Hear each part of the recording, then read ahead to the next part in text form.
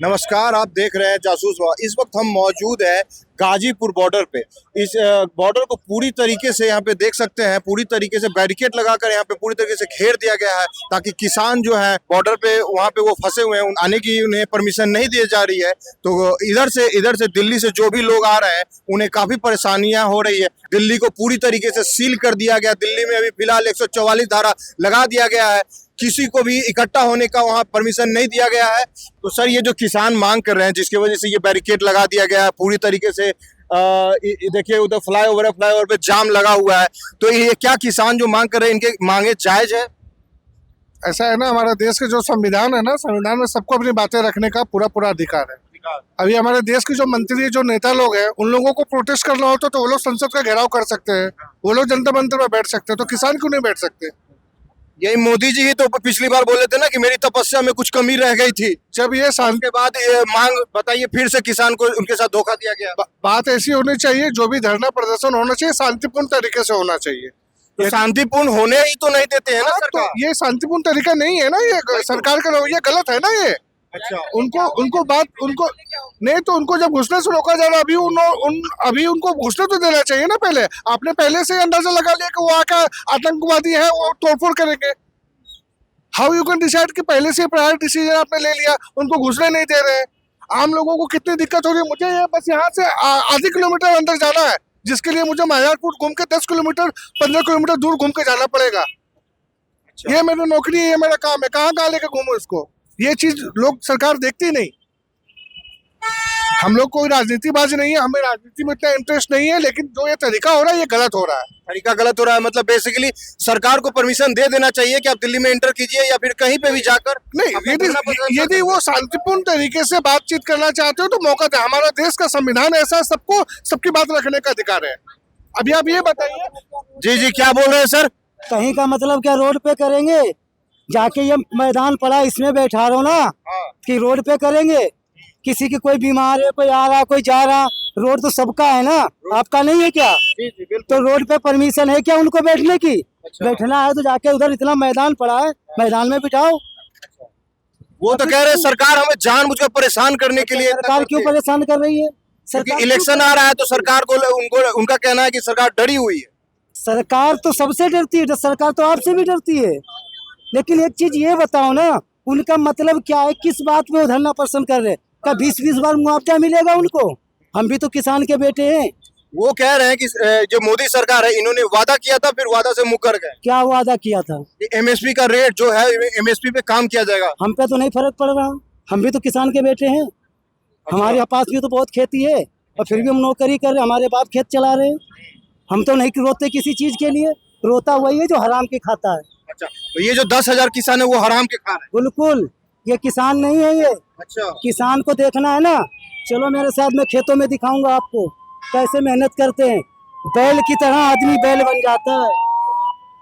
यहाँ पे एक एम्बुलेंस है, एम्बुलेंस फंसी हुई है, एम्बुलेंस तक को जाने नहीं दिया जा रहा है। यहाँ पर पुलिस वाले जो है एम्बुलेंस को रोक रहे हैं। यहाँ पे दिखा सकते हैं एम्बुलेंस में क्या पेशेंट है या नहीं। कोशिश कीजिए यहाँ पे दिखाने का कि एम्बुलेंस में पेशेंट है या नहीं। देखिए एम्बुलेंस में पेशेंट है, यहाँ पे दिख रहा है पेशेंट है, उनको भी जाने नहीं दिया जा रहा है और पूरा बैरिकेड यहाँ पे बंद कर दिया गया है। यहाँ पे काफी मात्रा में भीड़ लग गई है।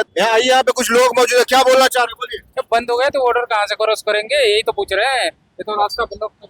अच्छा, रास्ता ब्लॉक कर दिया गया है इस वजह से। तो सर, ये जो बैरिकेड लगा दिया गया, इससे आप लोगों को क्या तकलीफ? बहुत परेशानी हो रहा है, तो हमें 4-5 किलोमीटर घूम के जाना पड़ रहा है और हमें भी राजनगर जाना है, तो काफी हम रोड घूम के जाएंगे। अच्छा, तो मतलब इसमें किसान सही है या सरकार उनके साथ गलत कर रही है या फिर सरकार ही सही है? सर, इसमें तो हम कुछ कह नहीं सकते, सरकार सही है। ऐसे तो देखिए पब्लिक भी ये सब कर रहे हैं, सरकार थोड़ी ना करने आ रहे हैं। तो किसान तो पहले भी, इससे पहले धरना दे रखे थे ना। सरकार तो उनसे वादा की थी कि जो भी आपकी मांग है आपको पूरी की जाएगी। सरकार ने जो मांगे थे किसानों ने सरकार से, तो वो तो पूरा करना चाहिए। नहीं पूरा करेंगे तो फिर तो ये तो ऐसा ही होगा। ऐसा ही होगा। जी, आइए हमारे साथ यहाँ पे एक और भाई मौजूद है, इनसे बात करते हैं। आप लोगों को क्या तकलीफ हो रही है? अगर ये बैरिकेड लगा दिया गया तो उससे कुछ तकलीफ हो रही है क्या? तकलीफ है सर। मुझे तो नोएडा जाना है, मैं कहाँ से होके जाऊँ? अच्छा, परेशानी की तो बात है, लेकिन गवर्नमेंट को सोचना चाहिए, समझना चाहिए कि ये दिक्कत। ये रोड बंद कर देने से आप लोगों को कितना किलोमीटर का जो दूरी बढ़ गया है?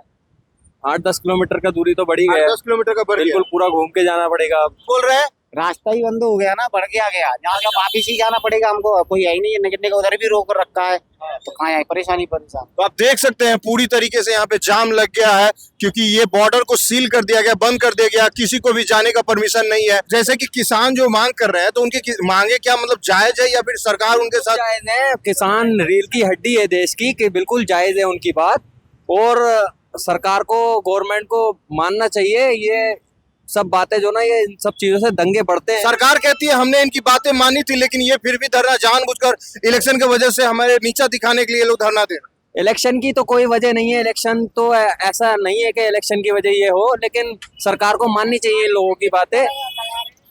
बिला वजह में ये दंगे वाली बातें होती हैं। अब यहाँ को मसला बन जाए तो किसको दिक्कत होगी? पब्लिक को दिक्कत होगी।